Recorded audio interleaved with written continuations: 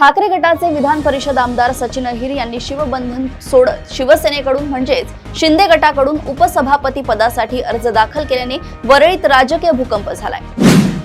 नाशिकमध्ये धनुर्वात आणि घटसर्प लशीचा बूस्टर डोस घेतल्यानंतर 17 वर्षीय मुलीचा मृत्यू झाल्याने राज्य सरकारने संबंधित औषधाच्या विशिष्ट बॅचवर संपूर्ण राज्यात तातडीने बंदी घातली आहे।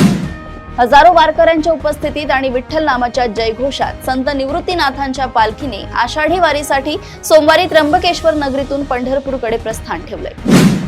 नसरापूर येथील चिमुकलीवरील अत्याचार व हत्या प्रकरणाचा तपास करताना एका आईच्या मनाला मोठी वेदना झाली, पण कर्तव्य भावनेतून हा तपास पूर्ण केला, अशी भावनिक प्रतिक्रिया तपास अधिकारी विजयमाला पवार यांनी दिली आहे।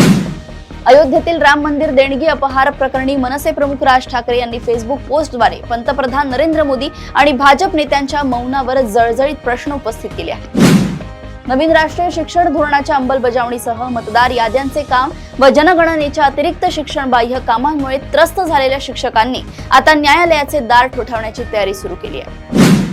राज्यातील वाहनांवर उच्च सुरक्षा नोंदणी क्रमांक पाटी म्हणजेच HSRP बसवण्याची मुदत 30 जून रोजी संपत असून 1 जुलैपासून विना HSRP वाहनांवर 1000 रुपये दंड आणि RTO सेवा रोखण्याची कारवाई सुरू होईल। पुण्यात बिष्णोई गँगचा सदस्य शुभम लोणकर याच्या नावाने एका आठवड्यात तिसऱ्यांदा बांधकाम व्यवसाय करणाऱ्या व्यापाऱ्याला फोन करून 2 कोटी रुपयांची खंडणी मागत जीवे मारण्याची धमकी देण्यात आली आहे।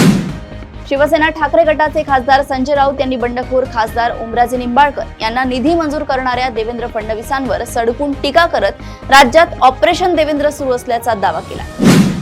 काँग्रेसमध्ये पक्षाच्या विलीनीकरणाच्या प्रस्तावावरून शरद पवारांच्या राष्ट्रवादी काँग्रेसमधील आमदारांमध्ये 2 मतप्रवाह निर्माण झाले असून काही आमदारांनी थेट भाजपमध्ये जाण्याची इच्छा सूत्रांनुसार व्यक्त केली आहे। प्रदेशातील अशाच टॉप 10 बातम्या मी ऐश्वर्या आपल्यापर्यंत घेऊन येत राहील। तोपर्यंत बघत राहा देशोन्नती। नमस्कार।